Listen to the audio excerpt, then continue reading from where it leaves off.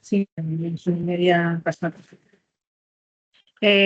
Buenas tardes a todos y bienvenidos a este seminario titulado Los minerales industriales en un mundo en transformación.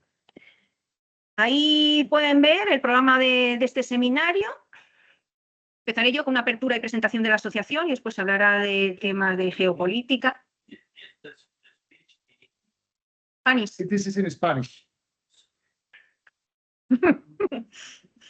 Excuse us. Excuse me.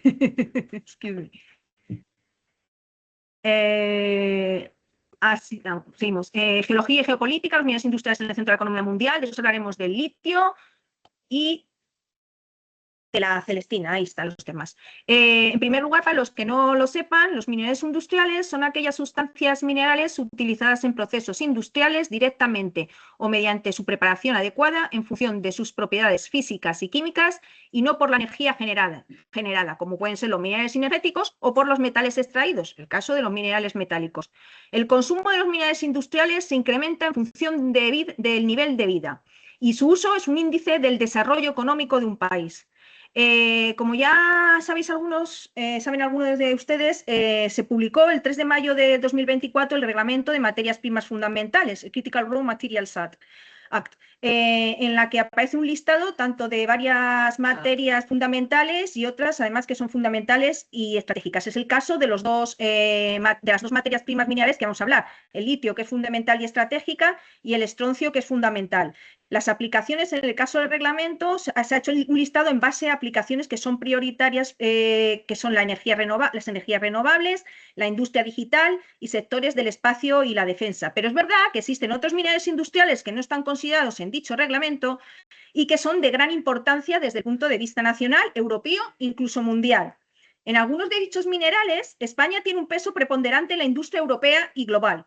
Por ello es importante el apoyo y defensa de los mismos por un tema de autonomía estratégica y evitar que los mercados importantes, como pueden ser la alimentación, agricultura, medio ambiente, medicina, farmacia y otros, se vean seriamente afectados. En este seminario se expondrá cómo la celestina, el litio y otros minerales industriales están redefiniendo el panorama económico y político en un mundo en constante cambio.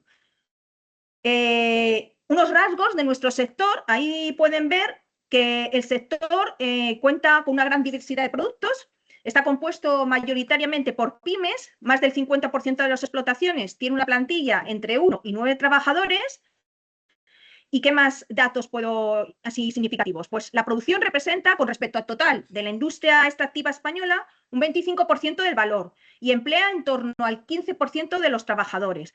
Dentro de la Unión Europea, por eso el preámbulo que he hecho antes, la presentación, de que hay una serie de minerales en los que somos líderes. Somos únicos, España es único productor de sepiolita, sulfato sódico natural, glauberita thenardita, bolastonita y celestina. Es primer productor de espatoflúor y de yeso, segundo productor de magnesita y de sales potásicas, sexto productor europeo de bentonita. Y en cuanto al destino de los productos, mayoritariamente es un mercado muy disperso y presenta muchas aplicaciones. El 6% va a la construcción, el 67% va a usos industriales y otros usos como pueden ser la agricultura, la alimentación, el medio ambiente, y un 27% va a exportación. Es un sector muy exportador.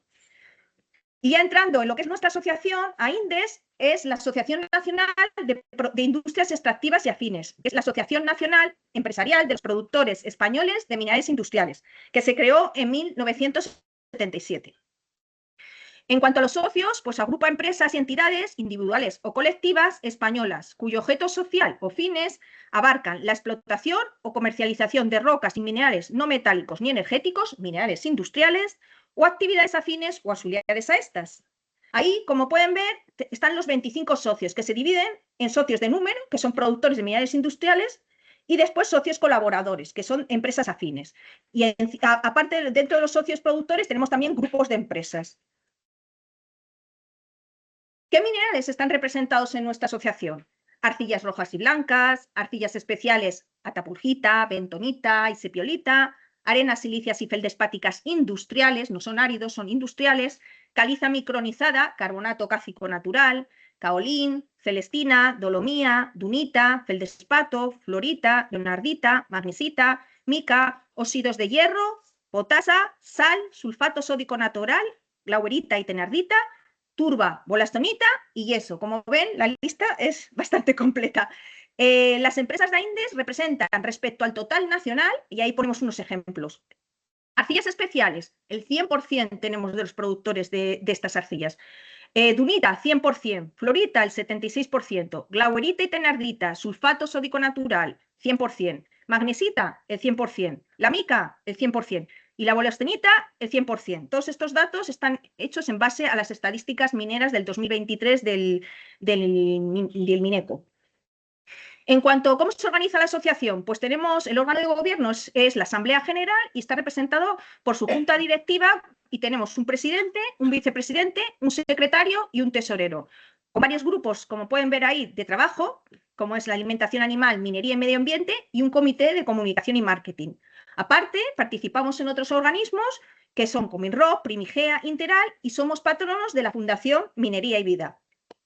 Representatividad a nivel nacional, somos miembros de Primigea y participamos en algunos comités a través de Primigea de COE. Y por otra parte, a nivel europeo, tenemos algunos miembros de AINDES que son directamente miembros de la Asociación Europea de Minerales Industriales, IMA, y por Primigea también tenemos acceso a otra asociación europea de minera que se llama Euromines. ¿Y objetivos? Pues como pueden ver, ahí tenemos toda la lista de objetivos que tiene la asociación: representar, defender, coordinar y armonizar los intereses de sus miembros ante toda clase de entidades y organismos públicos y privados nacionales o extranjeros, promover la formación y reciclaje profesionales de los trabajadores y empresarios de la actividad, promover la internalización de las empresas y potenciar las exportaciones de sus productos, y todo el resto de ahí de objetivos que tampoco quiero entrar mucho en detalle. A ver, actividades de AINDES, pues asesoramiento en temas sectoriales, información actualizada. Tenemos una extranet para los socios y un boletín informativo mensual. Realizamos acciones formativas, de promoción, fomentamos las relaciones interempresariales, tenemos lo que he comentado antes, varios grupos de trabajo y un comité de comunicación de marketing de comunicación y marketing, asesoría jurídica y un convenio de colaboración con la Escuela Técnica Superior de Ingenieros de Minas y Energías de Madrid, en el que, entre otras actividades, entregamos un premio anual al mejor trabajo fin de grado o fin de máster sobre minerales industriales. Y por mi parte, nada más que decir, solo agradecer de nuevo, reitero el agradecimiento por su presencia y doy paso al primer ponente de este seminario. Muchas gracias. Emma, ¿Sí? Empezamos echando un vistazo a la economía mundial. Si nosotros ahora mismo nos hiciéramos una pequeña autopregunta sobre si la economía mundial va bien o va mal, seguramente habría ideas diversas. Esto es muchos desequilibrios, todo eso será cierto probablemente. Pero la realidad es que la economía global va bien. Es decir, el crecimiento económico del PIB mundial está en el entorno del 2,8%, y eso es algo, es una noticia, o sea, eso no es un mal crecimiento para lo que es el contexto económico general. En paralelo, podemos ver que el consumo global de energía, más o menos, quizá un poquito más bajo, pero es consonante con el crecimiento económico mundial. Sabe todos los desequilibrios que ahora veremos, pero lo que sí que ya vemos que nos choca un poco es que el consumo de energía eléctrico sí que se va un 60% por encima del crecimiento mundial. Es decir, consumimos energía según crecemos, pero sobre todo consumimos energía eléctrica. El núcleo de esta rápida presentación va a ser un poco explicar el impacto que tiene desde el punto de vista del consumo de minerales 4 grandes macrotendencias que vemos en la economía global. Y el primero de ellos, que está muy al lado, es el de la transición energética y la lucha contra el cambio climático. Algunos podrían decir, joder, parece que eso ya está un poco hasta pasado de moda, porque ahora ya estamos hablando de centros de datos, inteligencia artificial, etc. ¿Qué nos dice la realidad de lo que está pasando aquí? Es que realmente sí es cierto que la economía mundial está girando desde una economía de consumo intensivo de combustibles fósiles a una economía de consumo intensivo de minerales relacionados con la distribución, generación y almacenamiento de energía eléctrica. Vemos estos ratios de crecimiento, el 14% combinado anual, 28% en solar, 14% en energía eólica y en gigavatios de almacenamiento energético, 68% acumulado anual. Esto es espeluznante, es extraordinario. Extraordinario y hasta cierto punto insostenible. Lo veremos después. Y seguimos viendo cómo la demanda global dentro de 10 años, según estas predicciones, superará con creces al suministro de determinados tipos de minerales, en los cuales no vamos a entrar demasiado, porque no tenemos tiempo ni entrar ahí. Esto es, ¿qué quiere decir?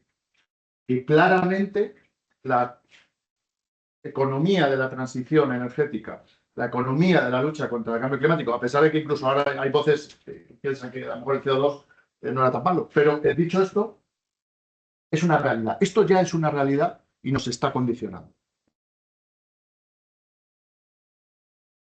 Y según estas estimaciones, que ya tienen un tiempo del Banco Mundial, en este caso, en los escenarios más conservadores de lucha contra el cambio climático, aquellos que tienen el escenario de referencia que va en el entorno de aceptar que sube la temperatura media, en torno de 1,5 grados a nivel global, o si somos capaces de contenerla y llevarla un poco más o incluso más allá de los 2 grados, el consumo en general de toneladas de un grupo de minerales estratégicos escogidos, etcétera, desde el momento actual a los escenarios futuros dentro de 25 o 30 años, duplicará o triplicará la producción actual. ¿Esto es posible? En mi opinión, no es posible. Es decir, en mi opinión, el mundo no está preparado para suministrar esa cantidad de materias primas o de minerales procesados. No, y solo para esto seguiremos viendo. Y ahora, puesto que después vamos a tener una presentación específica de litio, solo un detalle sobre esto. La demanda mundial de litio, y estos datos son muy recientes, la demanda mundial de litio crece a un ritmo anual de casi el 30%. Me diréis, que esté un poco, conozca un poco más, pero si los precios han bajado mucho, sí, es verdad que los precios han bajado, porque durante un periodo de más de 12 meses ha habido una entrada masiva de producciones procedentes de China, de una sobrecapacidad de producción que se ha dado en, digamos, fundamentalmente en los mercados chinos. Pero es cierto que la demanda ha seguido creciendo y ha crecido un 30% el último año. Esto es insostenible. Es decir, si se sigue produciendo estas demandas, no hay capacidad de producción suficiente. Y como vemos, esto se ve reflejado también en datos muy recientes, en que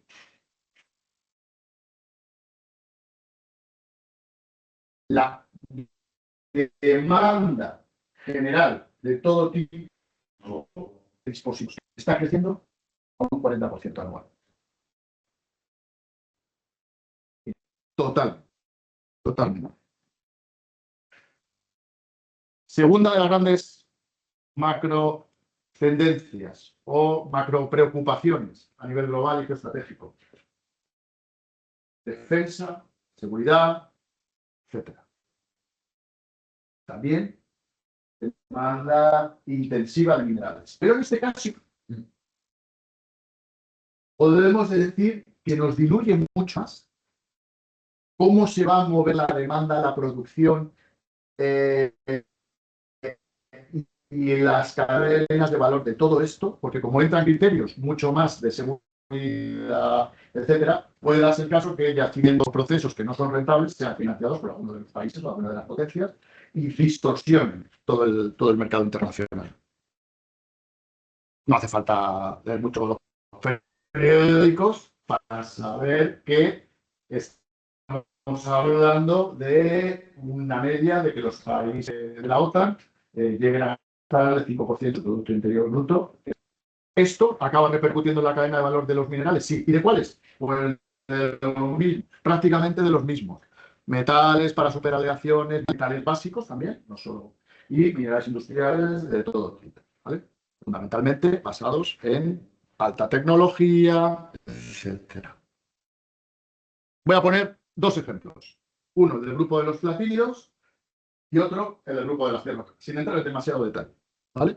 Pero solo dando una serie de ideas estratégicas.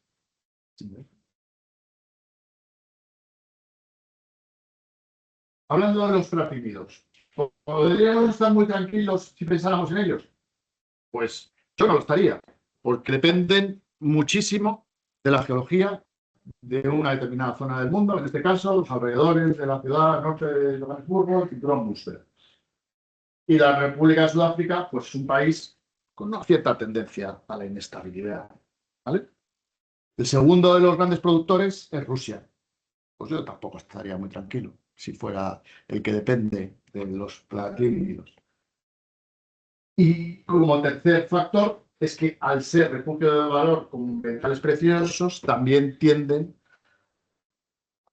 a estar distorsionados como refugios de valor y no para sus usos industriales o en el caso de defensa. No solo hablo del platino, sino del platino, del paladio, de todos los del grupo de... ¿Y las tierras raras qué voy a decir? Pues lo mismo. Altísima dependencia geográfica actual, como vamos a ver después. China y el eterno sustitución de China, que vamos, yo llevo 20 años, 15 años oído hablar de lo mismo, que ese 90% viene de China, que ese 95% viene de China. Sí, es verdad que entró una compañía australiana que explota un yacimiento pironiano, creo yo, que es bastante interesante y que procesa y separa los óxidos en Malasia, y cambió un poco el mercado, pero igual, básicamente, muy parecido. ¿Y dónde están los grandes recursos? Pues fundamentalmente en Brasil y en el África subsahariana. Así quizás nos pueda dejar un poco más tranquilos, pero el África subsahariana, desde su punto de vista de la seguridad del suministro y de la geoestrategia. Viendo estas dos macrotendencias, podemos pensar en una tercera. Aquí sí viene ya la India y vienen los famosos centros, que otra vez van a venir a cargar mucho más y a tensionar mucho los suministros, los gaps entre capacidad de producción y necesidad y las cadenas de valor. Esto, a día de hoy, esperemos que se racionalice, pero a día de hoy es una auténtica locura. Mirad aquí. Estos datos son, creo que de ayer, o de antes de ayer, cuando hice la presentación. Solo una compañía americana tiene mayor valor en bolsa que el Producto Interior Bruto de la India. Mucho más, por supuesto, que el Producto Interior Bruto que el Reino Unido. Y ya ni que decir que España. Una compañía privada. Vale en bolsa ayer 4,82 millones de dólares. Por la burbuja especulativa y la exuberancia irracional, bien descrita por los economistas desde hace décadas, de los tulipanes de hoy, que es la inteligencia artificial. ¿Será una revolución? Sí, seguro. Hasta la India. ¿Alguien sabe si puede imaginar el valor de la economía entera de la India? Eso lo que dicen las perras. Ayer.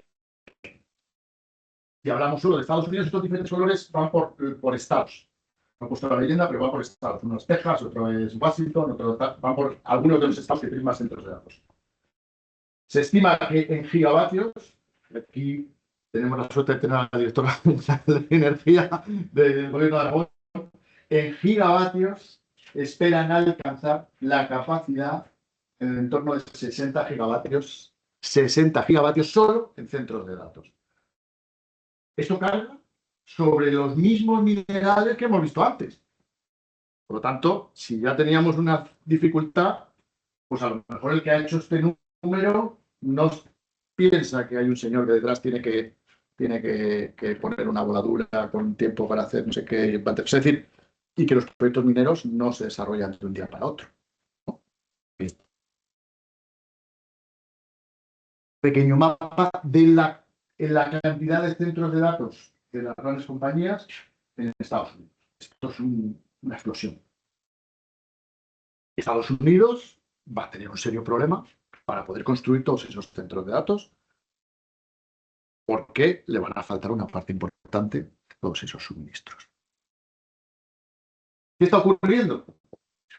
Pues si vemos un índice de precios de determinados metales especiales en el último año, vemos que toda esta burbuja y toda esta explosión, o vemos esto, estamos hablando de hace meses, y todos los problemas geoestratégicos, Export Control, Export Hull, Export Ban, es decir, control, detenimiento, prohibición para el galio, para el cobalto, para el... ¿Qué están haciendo? Están disparando, en principio, están disparando los precios de esos metales y de esos minerales industriales.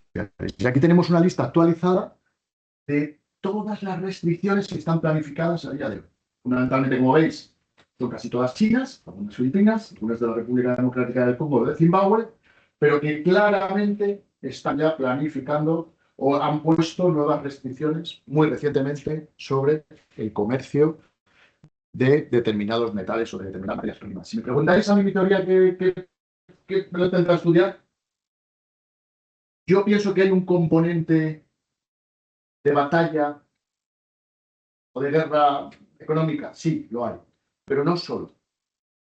Yo creo que China tampoco lo tiene tan claro. Es decir, China, que está viendo toda esta demanda, tampoco es capaz o es capaz de asegurar su propia demanda y muchas veces se ve obligada, en vez de hacer negocio, a empezar a poner restricciones para evitar que sus propias compañías se vuelvan contra el gobierno. Es decir, no es solo un gobierno chino malvado contra Occidente. Sí, pero hay más. Como vemos, el dominio fundamentalmente chino es brutal en el porcentaje de material refinado por país. Para cobre menos, ya sabemos, para litio es brutal, pero esto ya ¿qué es el grafito? Vamos, ni lo pensé.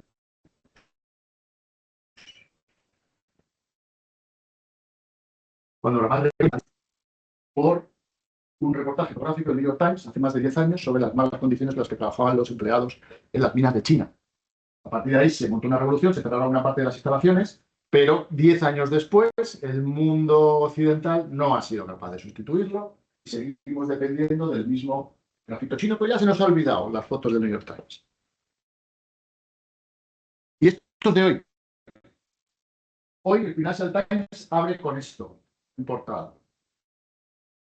Pensábamos que los americanos lo están haciendo mejor, más rápido, Nvidia, Microsoft, los centros de datos, la inteligencia artificial, ChatGPT, va a dominar el mundo, nos vamos a ir todos a la calle. Bien, pues el CEO de Nvidia, que tiene una posición económica salvada, dice claramente que China gana a Estados Unidos porque Estados Unidos no es capaz de regular tan rápido y de hacer tan rápido el permiso para tantos centros de datos. China sí lo va a hacer y se va a llevar esto. Lo podéis mirar en internet porque solo he puesto la portada, pero es la portada del Financial Times de hoy, 6 de noviembre. O sea, esto está en actualidad total. ¿Y cuál es la cuarta? Que esta la pongo yo, es un tema que me apasiona, que es el de la seguridad de la cadena alimentaria.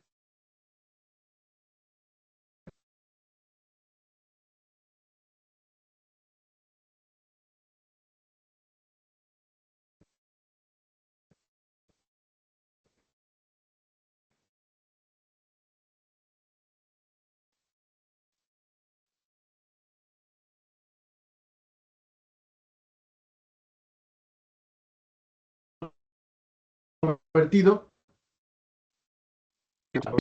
que también tiene su controversia. Y por último, los fertilizantes. Los fertilizantes no son una alternativa para los mares. No son. Y el que se lo estudie bien, que saque la conclusión que no lo son. No lo son. Y los fertilizantes, desde que el nitrógeno se procesa del aire, pues son básicamente el fósforo y el potasio. Aquí vamos a hablar del fósforo, que tiene más pinta de la siguiente gran crisis por sus efectos. En este caso, hay recursos repartidos por el mundo, pero cuando nos fijamos un poquito más, nos damos cuenta que más del 85% de los recursos se encuentran en estos 5 países. Con alguna particularidad, que es que hay serias dudas sobre que el fosfato chino sea a largo plazo por progresiva contaminación en magnesio, que técnicamente no es fácil de resolver. Como ahora veremos sobre el tema de fosfatos, hay muchas cosas que técnicamente son fáciles de resolver, pero le sacan al fosfato de la economía, y el sacar al fosfato de la economía significa incrementar los precios de la cadena alimentaria básica y de cientos de millones, miles de millones de personas sin alimentos o sin alimentos básicos, fundamentalmente India, China. Pero como veis, Perú, Brasil, Jordania, Arabia Saudí tienen algo de esos 15%, pero casi todos los recursos se encuentran en países que conocidos por nosotros y que no son países, bueno, en el caso de Marruecos, es un país que también puede presentar sus inestabilidades y que no esté ya ante la democracia, la calidad, aunque es un país aliado de España, etcétera, o tener nuestra relación, pero, en fin, que hay que considerarlo cada uno que saque sus propias conclusiones. ¿Qué puede ocurrir? Pues que vamos a depender mucho del futuro de Marruecos y de su estabilidad. Como digo, fosfatos hay muchos en el mundo, pero hay que sacarlos baratos y que no distorsionen totalmente la cadena alimentaria mundial. ¿Qué ocurrirá con el fosfato chino? No lo sabemos, pero no tiene muy buena pinta.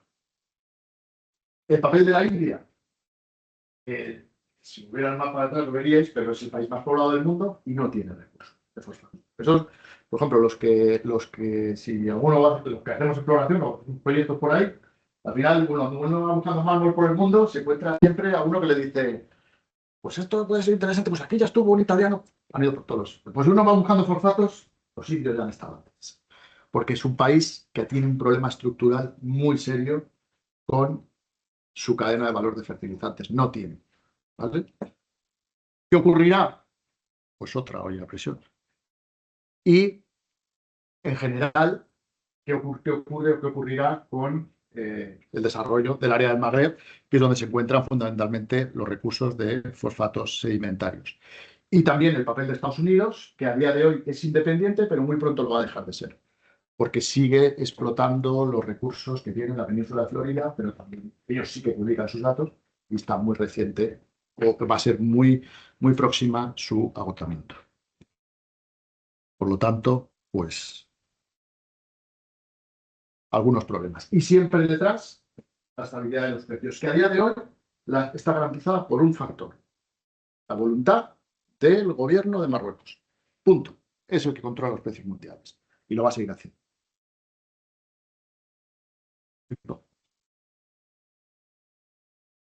Por lo tanto,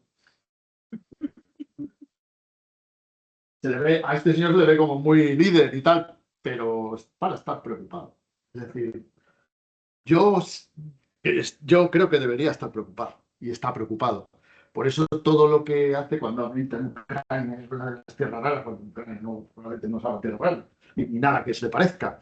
Todo eso, y además no es una persona que no tenga asesores, porque tiene detrás al Servicio Ecológico Americano, que le podía decir las cosas. Pero su batalla es otra. Su batalla es la de la tensión sobre el suministro de los minerales que le permitirán mantener el crecimiento previsto, etc. Nosotros, pues no lo sé, no sé qué decir. Quizá hay voces que dicen que Europa tiende a ser la residencia de jubilados más bonita del mundo y espero que al menos sea eso, ¿vale? Pero no tiene muy buena pinta. No tiene muy buena pinta.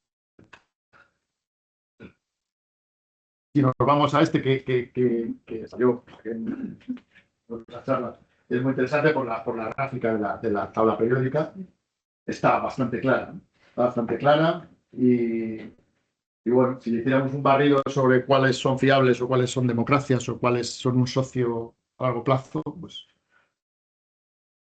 nos encontraríamos con que por aquí van las cosas.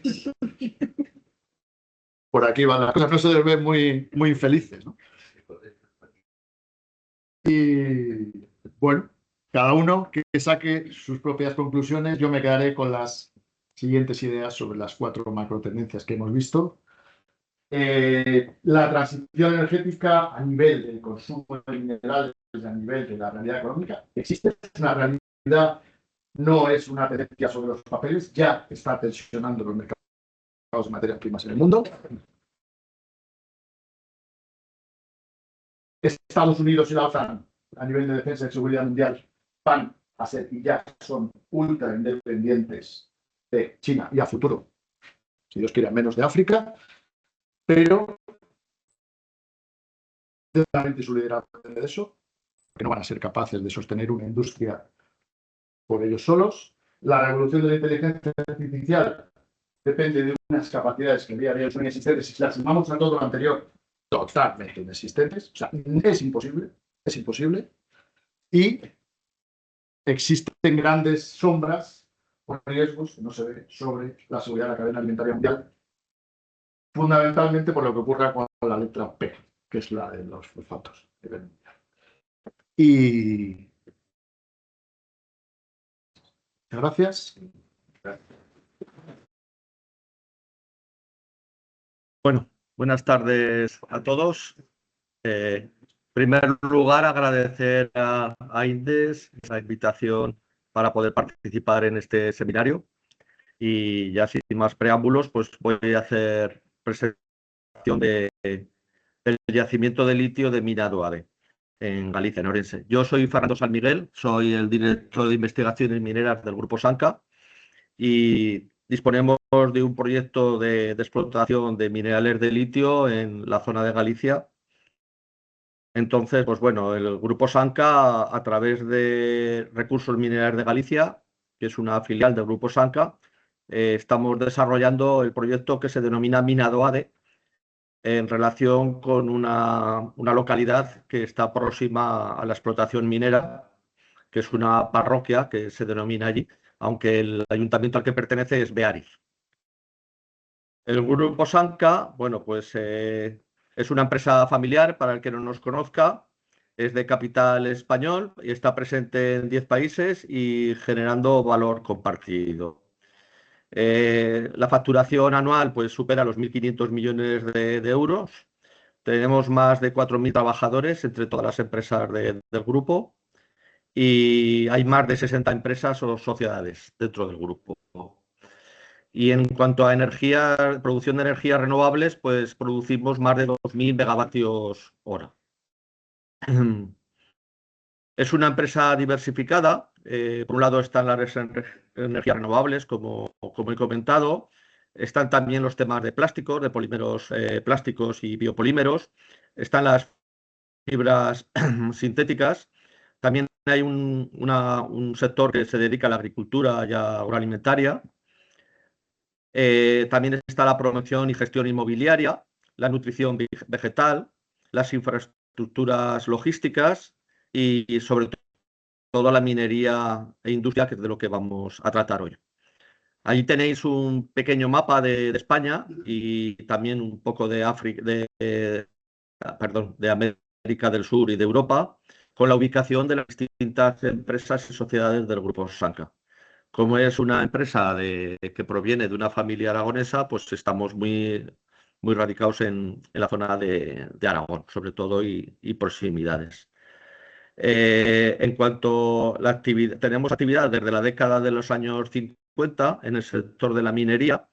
En estos momentos tenemos más de 54 minas activas y 18 plantas de tratamiento. Los minerales que procesamos son principalmente pues, sulfato sódico anhidro, en las explotaciones que tenemos en Villarrubia de Santiago, la provincia de Toledo, y en Belorado, en provincia de Burgos. Tenemos explotaciones de caolines, feldespatos, arcillas, mica, moscovita, arenas silíceas, todo bajo el paraguas de Euroarce, que es otra de las empresas del grupo. Tenemos arcillas absorbentes, son sepiolita, tapulgita y bentonita, bajo el paraguas, en este caso, de empresa Mita. Y luego también tenemos dolomías, que se utilizan pues, para temas de refractario, sobre todo.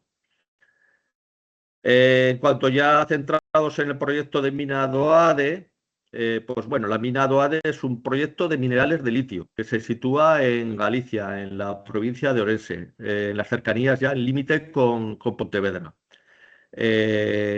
Tenemos un permiso de investigación, el cual hemos solicitado el pase a concesión de explotación. Es una concesión pues, que no es muy grande. Como podéis ver, pues tiene más o menos 3 kilómetros, 3,1 kilómetros de alto por 2,4 kilómetros de ancho. Y bueno, ahí tenéis la concesión. La concesión, el permiso se denomina Alberta 1. Están los municipios de Beariz, Avión y Alhama. Avión a lo mejor os suena porque es donde va a veranear Carlos Slim, el mexicano, que está allí al lado. Es un municipio pues, que hay mucho dinero porque había muchos emigrantes que se fueron a México y han vuelto. Han vuelto con dinero, todos. Entonces, bueno, pues explotamos allí, lo que pretendemos explotar es litio. El estado que se encuentra el permiso, pues hemos solicitado el pase a concesión de explotación, de un permiso de investigación que teníamos. Y la zona delimitada son 17 cuadrículas mineras, lo que hemos solicitado. Hasta ahora hemos invertido más de 10 millones de euros en lo que es toda la preparación de proyectos e investigación de la zona. Desde 2015, que es cuando empezamos la investigación. Ahí veis la zona, es una zona pues, que son pues, sobre todo bosques, son zona boscosa como casi toda Galicia. El concello donde se encuentra pues, es Beariz, y el resumen de las investigaciones, pues bueno, es el 17,7% de la pegmatita que pretendemos explotar contiene minerales de litio, o sea que es una pegmatita cuyo 17,7% son minerales de litio, que principalmente son dos, que son la espodumena y la petalita. Las reservas geológicas que tenemos, hay dos diques, un dique principal y un dique secundario. El dique principal pues tiene más potencia, puede tener hasta 20-25 metros de potencia, mientras que el secundario tiene unos 5 o 10 metros. El dique principal pues tiene unos 13 millones de toneladas de reservas, con una ley media de 1,20% de óxido de litio, mientras que el secundario pues aporta pues, casi 4 millones de reservas de minerales de litio, con un promedio del 1,4% de óxido de litio. El total de reservas que tenemos en la zona pues, asciende pues, a casi 17 millones, con una ley promedio de 1,23% de óxido de litio. En cuanto a la geología de la zona, si veis ahí un punto amarillo, que es la zona donde nos encontramos, pues bueno, estamos en el límite entre los granitos, que es la zona roja, que veis más a la izquierda del punto, y lo verde, que son los esquistos, que es donde se encuentra el yacimiento de litio. Bueno, pues ya hablando ya más en concreto del yacimiento, veis ahí en la zona verde, que es donde se encuentra mina Doade, que son los esquistos, y también se ven ahí los afloramientos de los filones, que son esas líneas rojas que se pueden apreciar. Y las rocas del grupo Paraño, que son la zona de esquistos de mica y de cuarzo mica, son las que albergan los diques estos de pegmatita que he comentado, que están mineralizados.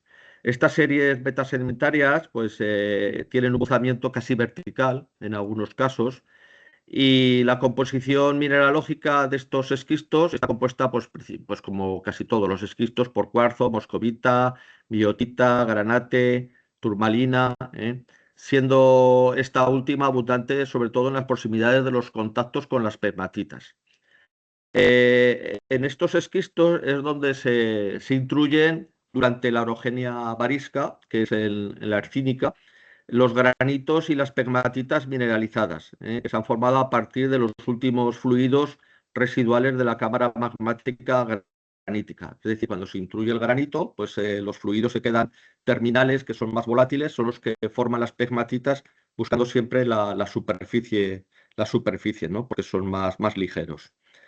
En este esquema podéis ver pues, el granito que está abajo y cómo hacia arriba van saliendo los diques pegmatíticos. Y bueno, pues cuando un granito se va enfriando y cristalizando, pues los elementos más comunes, que son el silicio, aluminio, potasio, sodio y calcio, cristalizan primero, formando pues lo que nos han enseñado siempre en el colegio: granito, es cuarzo, feldespato y mica. Y en el magma residual, pues quedan unos concentrados, como he dicho antes, más volátiles, más ligeros, como puede ser de agua, de flúor, de boro, de litio, etc. Y estos elementos, que son poco abundantes, pero son muy móviles y tienden a formar diques pegmatíticos, que están buscando la superficie. El campo pegmatítico de Doade se sitúa en el flanco occidental del sinclinal de Forcarey. Forcarey también es una localidad de allí, con una dirección norte 160-150 este, y se extiende a lo largo de unos 25 kilómetros, desde el norte de Forcarey hasta el sur de Doade. Las principales especies minerales de las pegmatitas mineralizadas son el cuarzo, la albita, que es un feldespato sódico, feldespatos potásicos, moscovita, la spodumena y la petalita. Estos son los dos principales minerales de litio: la spodumena, que contiene pues, un 8% de óxido de litio, y la petalita, que viene a tener pues, aproximadamente casi un 5% de óxido de litio. Esto sería un corte, un perfil del yacimiento. Ahí veis los 4 sondeos que cortan los 2 diques, el dique principal y el dique secundario. Pues el motivo del yacimiento, o sea, el motivo de la explotación del yacimiento va a ser estos dos diques. Aquí, bueno, pues un poco en 3D, cómo se vería en profundidad el dique principal y el dique secundario. El dique principal está en color verde y el dique secundario en color rojo. En esta otra diapositiva, pues está el diseño de la explotación que pretendemos realizar. Es una explotación subterránea, pues con unas galerías entre 150 y 300 metros de profundidad, y hay 2 galerías, una para poder extraer el mineral mediante unas cintas transportadoras y otra galería de servicio para poder entrar con vehículos hasta los diques. Las técnicas analíticas que hemos utilizado para la prospección de este yacimiento, por un lado, son las imágenes hiperespectrales de multisensor. Esto consiste en las cajas de los sondeos ya cortados, los testigos, se llevan a un equipo de hiperespectral que te hace una especie de fotografía de los testigos, como podéis ver ahí en las diferentes fotografías, y dependiendo del mineral que hay presente te sale en un color o en otro. Con eso podemos determinar las texturas, los minerales presentes y también un poco la composición en cuanto a cantidad de mineral que hay en el testigo. Lo que ocurre es que esto solamente te ve la superficie, no te ve en profundidad. O sea, es una fotografía de la superficie del testigo. Por eso hay que usar otras técnicas, como son la difracción de rayos X, para saber la mineralogía, qué minerales hay presentes, y los análisis químicos, que son muy importantes, con espectrometría de masas, con plasma acoplado por inducción, lo que se denomina ICP, mediante fusión de peróxido de sodio, y así con la difracción de rayos X, los análisis químicos y las imágenes hiperespectrales, hemos conseguido saber la composición mineralógica, las texturas, las concentraciones que hay en cada dique y en qué forma, en qué granulometría se encuentra cada uno de los minerales. Aquí hay una visión también 3D de lo que pretendemos hacer. Al ser una explotación subterránea, en superficie solo va a haber 2 plataformas donde se van a colocar las instalaciones mineras. Esas plataformas las vamos a construir con los estériles, que son los esquistos que vamos a extraer en la construcción de las galerías hasta llegar o sea, las rampas de acceso hasta llegar a los diques mineralizados. Entonces, en la siguiente diapositiva se ve con más detalle las dos plataformas. En la plataforma de la izquierda, que es la plataforma sur, pues ahí podéis ver las dos bocaminas de las dos galerías que os he comentado, por la que entrarán o saldrán las cintas que transportan el mineral y también por la que entrará la pasta. Esto también quería comentaros que en el proceso de recuperación de los minerales de litio, pues siempre sale un estéril que no se aprovecha y ese estéril mezclado con cemento se vuelve a introducir otra vez a las galerías que hemos explotado pues para rellenar y que no producir pues, ningún tipo de balsas de relaves ni nada en superficie. Es decir, todos los estériles se vuelven a meter a la mina. Y en la planta lo que se hace es una separación por métodos de flotación, trituración, etcétera, para separar los minerales de litio y también separar los minerales cerámicos que llamamos nosotros. Vamos a obtener unos minerales que son feldespatos y por otro lado micas, que se van a aprovechar también para su uso en la industria cerámica. Es decir, de esta mina vamos a obtener minerales de litio, feldespato, por otro lado, un concentrado de feldespato y un concentrado de micas. Y ya lo que no sirva es lo que introduciremos a la mina en forma de pasta mezclado con cemento. Bueno, pues el proyecto a ejecutar, pues bueno, nosotros seguimos los criterios de minería sostenible, como no podía ser de otra manera. Son galerías subterráneas, como he comentado, de 150 a 300 metros de profundidad, con dos rampas de acceso, un impacto ambiental evaluado, sin polvo, ni vibraciones, ni ruido. La superficie afectada total pues vienen a ser unas 13,6 hectáreas. Son lo único las dos plataformas, porque el resto son minería de interior. La planta de aprovechamiento se sitúa en la boca mina. Los procesos son procesos físicos, trituración, molienda y flotación. Es compatible con el uso de las aguas subterráneas y con estudio de impacto ambiental.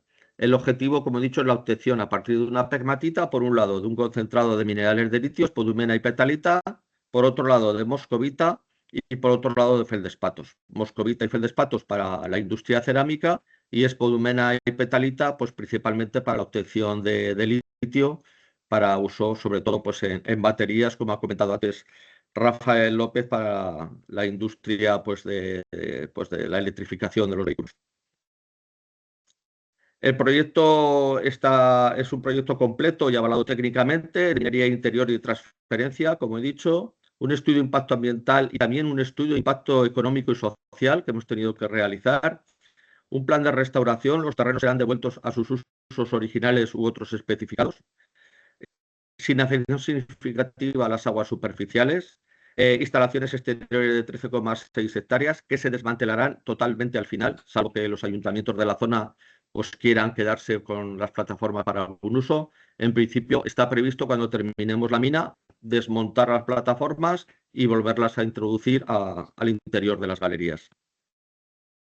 El resumen del proyecto. Pues la roca de interés es la pegmatita, que contiene los minerales de litio. El proyecto durará 42 años. Las reservas probadas son unos 17 millones de toneladas. El mineral a procesar vendrá a ser unas 500.000 toneladas al año. Es decir, eso es lo que sacaremos cada año de pegmatita del interior de la mina para llevarlo a la planta del exterior.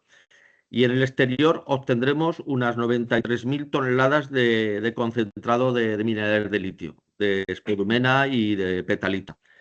Hemos hecho una inversión hasta ahora de unos 10 millones de euros y tenemos comprometido para la construcción total de las galerías y de la planta de tratamiento de 120 millones más.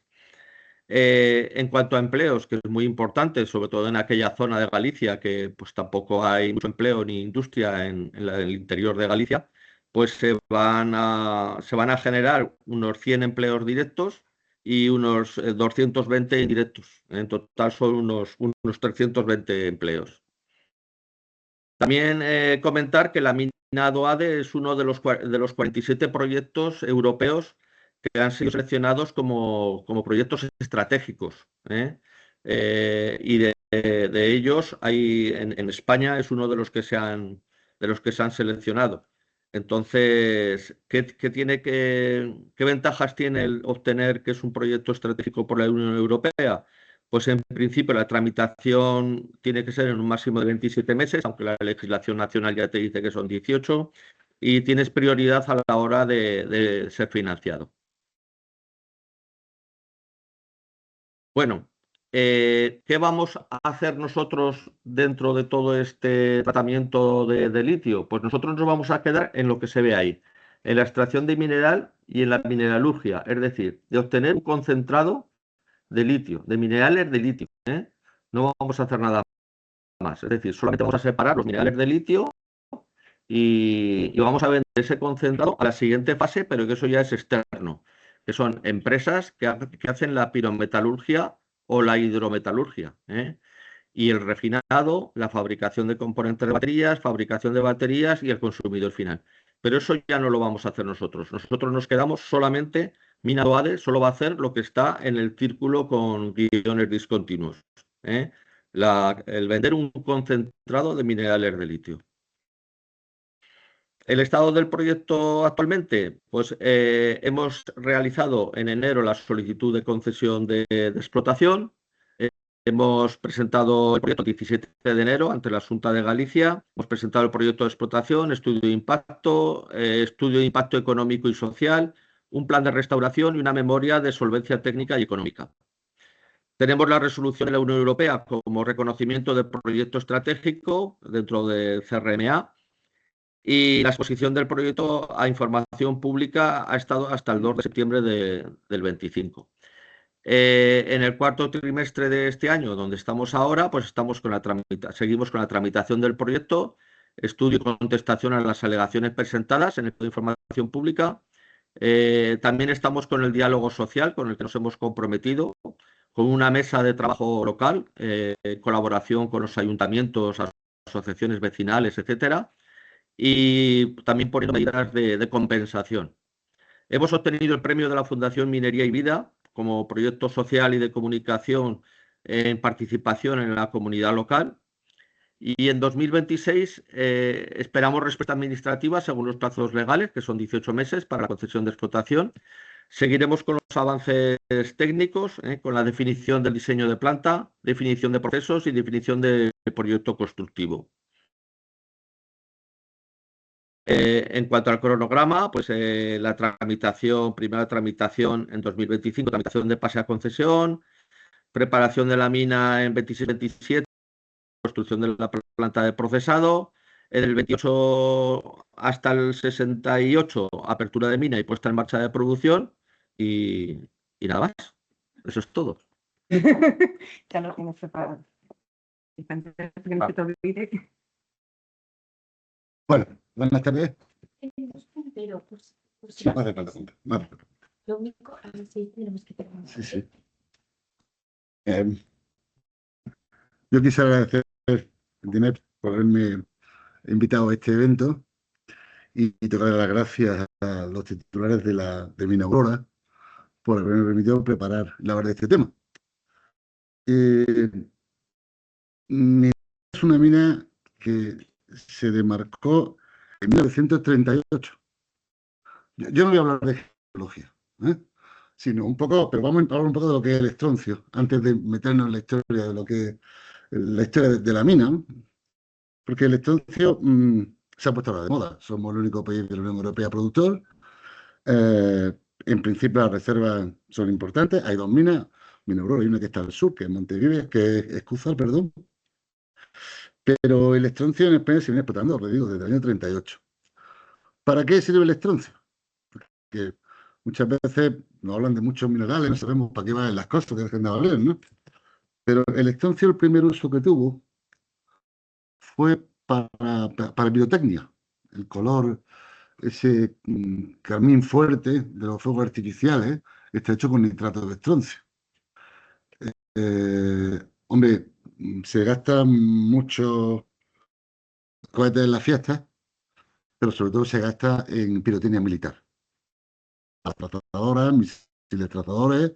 De hecho, hubo cuando era el Golfo, el stock, que ese nitrato de estroncio militar se perdió y hubo que empezar a producir por un tubo, ¿no? Pero el uso tradicional fue el refino del azúcar. El refino del azúcar porque el método alemán para separar de la melaza de remolacha, se utilizaba ese método, utilizaba nitrato de estroncio, perdón, oxalato de estroncio, para separar la pulpa de lo que era la melaza. Y ese es un poco el origen de esta mina, ¿no?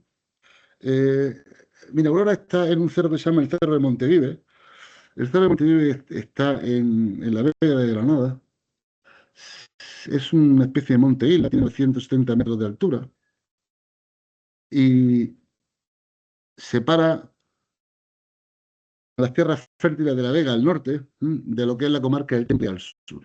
Una pequeña una montaña que separa. Es cierto que la Vega es súper fértil, tiene cantidad de agua, mientras que el Temple es muy seco, muy frío. Y Montevideo realmente está en medio, es de todas partes. Fijaros en el siguiente diapositiva que, bueno, es un mapa del año 31, un topográfico del año 31, y Montevideo se ve como, ¿vale? Aquí como una gran atalaya que separa el norte de la Vega del sur Temple. Esta cosita que veis aquí verde es uno de los aeródromos más antiguos de España, que es el aeródromo de Armilla. Hoy es una base, es un aeródromo de la OTAN, donde van a los señores por la noche y vienen los aviones muy raros. Bueno, muy divertida, ¿no?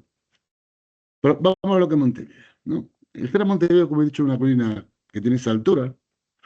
Se asimila, tiene dos jorobas, por eso Injapil decía que era, decían los griegos, que era la joroba del camello, ¿no? Y fue realmente considerado un monte sagrado durante mucho tiempo. De hecho, toda la arqueología de la zona sitúa pues, asentamientos desde el Neolítico, ¿vale? El hierro y el cobre, y es cierto que la presencia de termalismo en los alrededores y en el propio cerro ha hecho que, bueno, que fuera un monte un poco atávico. Hay gente que piensa que Montevideo era un volcán, que había fuentes termales.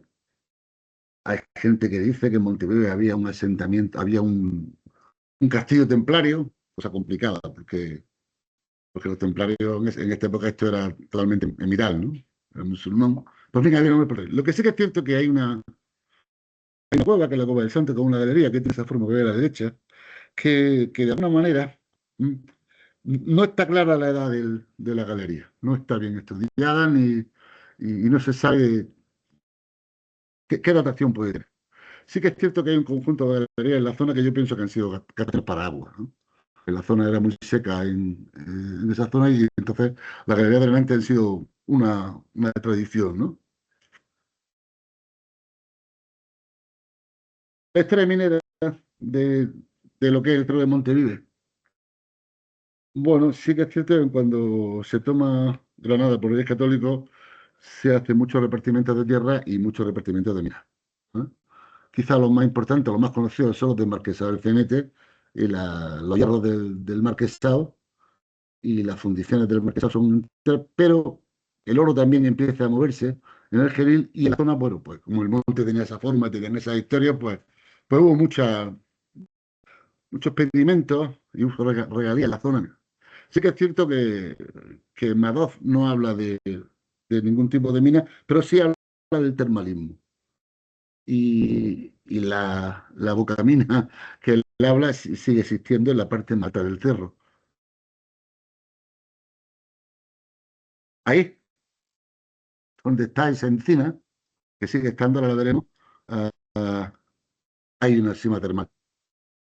Y, hombre, la temperatura no es muy alta porque estamos muy arriba, pero en invierno está casi a 24 grados, que es bastante alto, ¿no?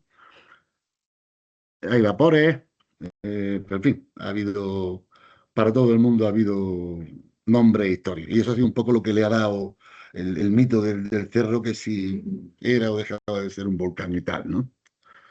Pero, en fin, la historia de esta mina comienza con esa demarcación de Mina Aurora en 1938, ¿vale? Que le corresponde ese número de otorgamiento que sigue teniendo en el expediente minero, ¿vale? Pero fue otorgada para minería de la mina. Porque es cierto que en su momento se explotaron ocres en la zona y se pensaban que eran calaminas, ¿vale? Poco más tarde, don José Morales, ¿vale?, solicitó la concesión de ampliación a Aurora, que estaba un poco alrededor, y ya la hizo para Celestina, para Estroncio, nunca para Celestina, para Estroncio, ¿vale? Y posteriormente, en el año 44, ¿eh?, se demarca complemento, ya por don Aurelio Fajardo Vilches, ahora contemos la historia de él, también para Celestina, ¿vale? Estos son los antiguos planos de demarcación, como se deben comentar los planos. Desgraciadamente, el plano central que nos falta es el de Aurora. Teóricamente está en el archivo de la Delegación de Minas de Granada, pero ha sido imposible encontrarlo. No lo he encontrado. Y mira que me precio de ser buen ratón de biblioteca, pero no lo he podido encontrar. Tengo los dos de lado, son originales, son unos documentos, la verdad, preciosos, porque antiguamente realmente son 8 o 9 páginas cada uno, porque están todas las actas firmadas por todo el mundo, todos los levantamientos, realmente una preciosidad, ¿no? Y los documentos merecen la pena. El Instituto de Cartografía de Andalucía los tiene en el archivo histórico y se pueden descargar. Merece la pena, ¿no? Son muy interesantes. Bueno, vamos a comentar un poco qué es el estroncio y para qué vale un poco el estroncio, ¿vale? Bueno, lo que se explota en la mina Aurora es sulfato de estroncio, de una densidad de 3,96 grados centro. La celestina se ha confundido tradicionalmente con la varita, porque son además una solución sólida. Toda varita lleva estroncio y todo celestina lleva varita, lleva bario, ¿no? Y esa confusión ha hecho que muchos yacimientos que se han explotado en España, como de varita, han sido de celestina. Y estoy hablando del gran desarrollo de minas de Almagrera, o las escombreras de Almagrera, no eran varita, eran todas celestinas. Pero como se usaban para carga, y pues nunca se llegó a la lista. Se dijo que era varita, pues era varita. Ha sido un poco mantequilla. Por eso quizá también ha sido un mineral, digamos, de segunda fila, poco conocido, ¿no? La varita, perdón, la celestina es un mineral que cristaliza el sistema ortorrómbico, presenta un lustre vítreo muy bonito, color blanco, incoloro. Fijaros qué preciosidad, ¿no? Los cristales son impresionantes, son una maravilla. Pero no, el mineral de Montevideo es así, no tiene nada que ver. Es muy feo, es horrible, es una caliza sucia o un travertino muy pesado. La gente dice, es un travertino, pero esto pesa mucho, ¿no? Pero fijaros que no tiene un aspecto, no es nada divertido. Es verdad que en algunas geoditas se pueden ver con una lupa pequeños cristales de estroncianita, que es el carbonato de estroncio, pero lo normal es que tenga ese aspecto. Esto es una caliza sucia, ¿vale? Eso sí, pesa mucho. Las primeras labores de explotación se hicieron en el 38. Yo creo que se continuó una galería que existía, y esa galería se llamaba antiguamente la Mina Larga. Hoy está totalmente explotada. Hace un año todavía se podía ver en el frente el final de esa galería, pero hoy estamos ya 20 metros por debajo de la cota base de esa galería, ¿no? Y a partir del año 41 se empieza a ver una pequeña cantera encima de esa galería y una cantera muy pequeñita, ¿no? Aquí podéis ver esta es la foto del año 56 del vuelo americano, ¿vale?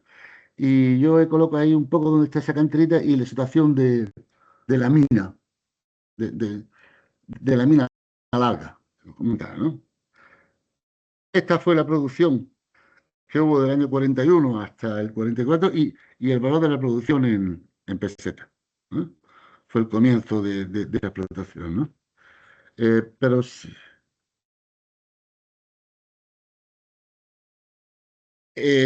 la mina se paró en el 45, después de la Guerra Mundial, pero a partir de los 70 empezó a desarrollarse de nuevo, básicamente para tema militar, ¿vale? Y tuvo un pico de explotación máximo en el año 2005 de 230 toneladas. ¿Por qué? ¿Por qué? ¿Por qué? Porque En ese momento fue el boom de las televisiones en color, del tubo Trinitron. Hubo una pelea entre los Japón, Sony por una parte, con el sistema de Sony, el tubo Trinitron, y Philips.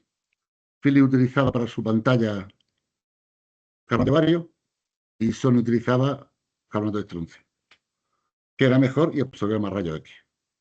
Y ese es el boom de esa producción. Realmente el desarrollo fulminante de décadas 80 y 90 hasta el 2000 fue ese uso. Y obviamente también las pantallas de los ordenadores. Pero de pronto todo eso desaparece y fijaros, los ordenadores son pantallas planas.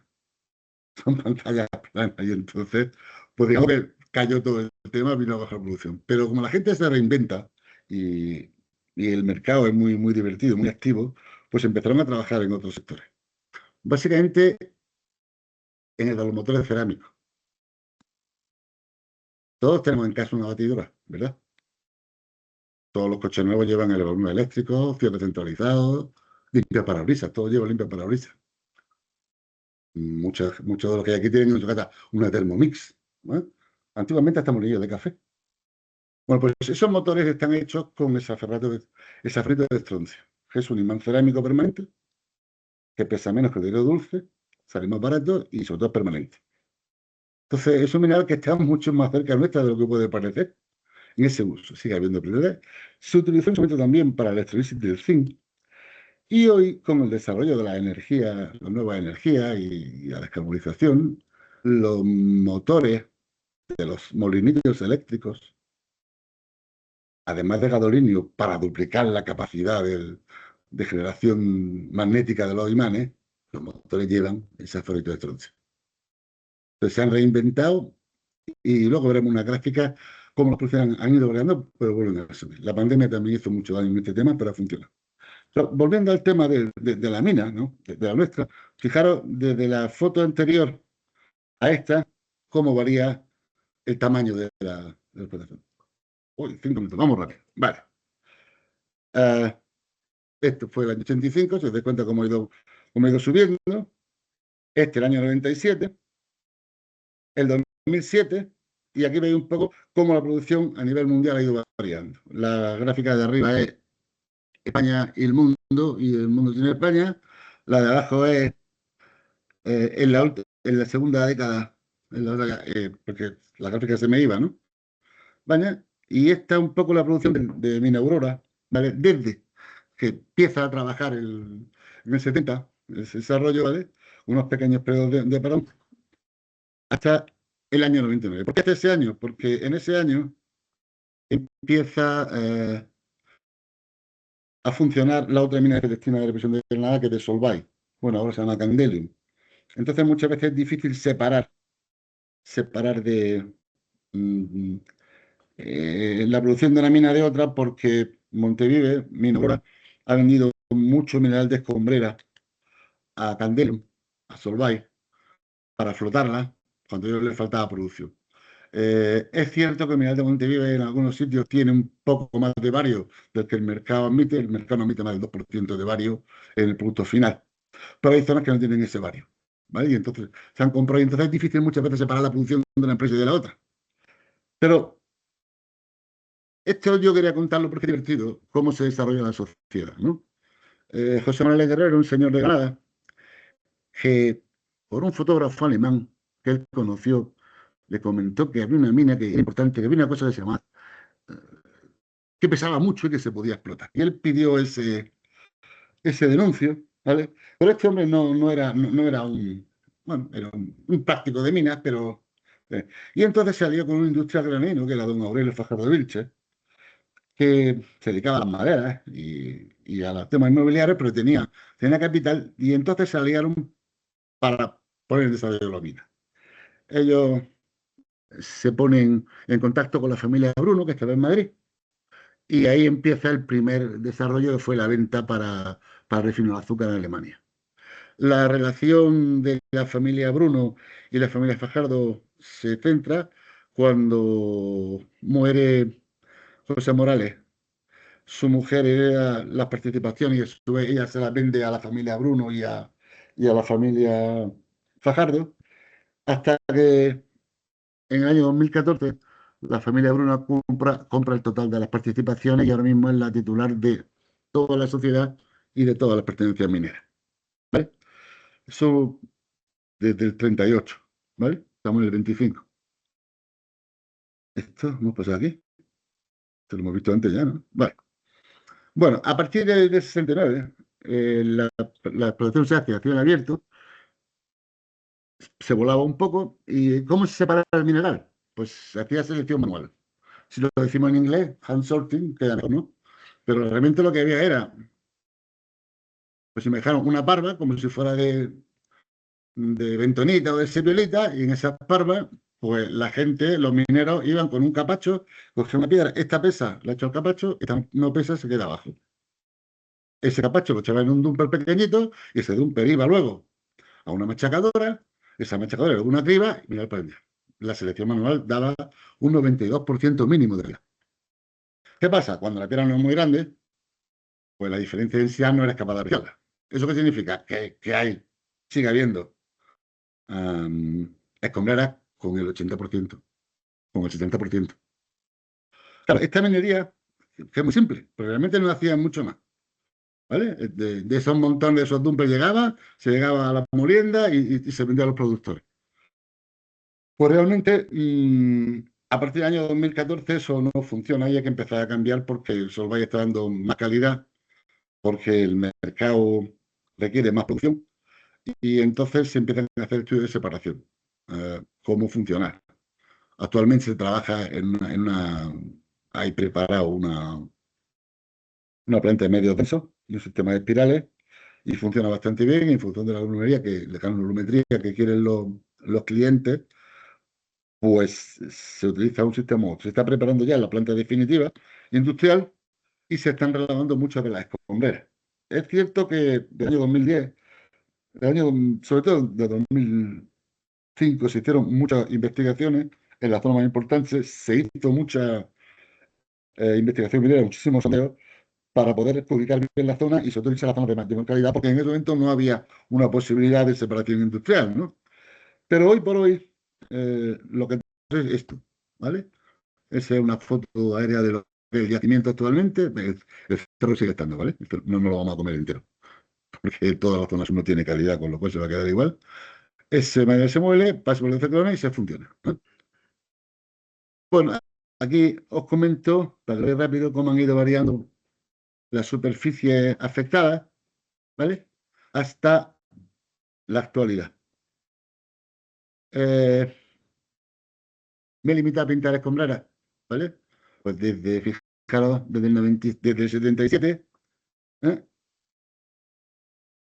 Hasta la actualidad, ¿vale? Realmente el cerro es emblemático, el cerro es una preciosidad. Como elemento, las vistas son impresionantes, porque del alto del cerro se ve toda la Vega al norte, todo el Temple al sur y toda Sierra Nevada entera. Es realmente preciosa. Un poco diferentes vistas de la sierra, ¿vale? Y actualmente, canteras industriales están en el vector verde, ¿no? Miembros integrantes están trabajando básicamente en la mejora la concentración, están ajustando mucho mejor la separación, aunque Solvay lo tiene muy bien, bueno, Candel lo tienen, pero el mineral de Candel es diferente, pero mejorando y optimizando lo que es la separación por medios densos y sobre todo la reducción del consumo de agua. Aunque ellos tienen agua, termal, pero tienen agua, pero y lo que están trabajando, están en el proyecto de revisión.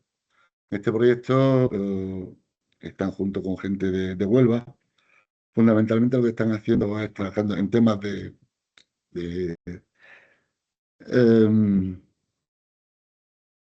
problemas geotécnicos que puedan existir en la explotación, ¿vale? Y de alguna manera también intentar reubicar toda la zona. De geología un poco, pero contaros que es un yacimiento estratoligado, es un yacimiento que, si os dais cuenta, esta estructura que veis ahí, este plano de aquí, es una gran falla norte 110, que hunde todo el labio norte, el borde norte, y ahí cobija toda la serie. La serie mineralizada tiene en torno a los 60-70 metros, pero solo el tramo central tiene una calidad por encima del 90%, que es lo que se explota normalmente. ¿Cuál es la idea con los sistemas de separación? Pues intentar esa otra parte y todas las escombras, no seguir afectándose. Si te cuentas las opciones que he puesto de imágenes, no ha aumentado el área de escombrero, lo que se está tratando es de alguna forma de recuperar todas esas escombreras. Los mercados antiguos eran Japón, Corea y Estados Unidos, y hoy el mercado fundamental es China y la India. Son los grandes consumidores de esta empresa, más el mercado nacional. En su momento intentaron, porque así como la Florida tiene un mercado directo, o sea, produce y vende.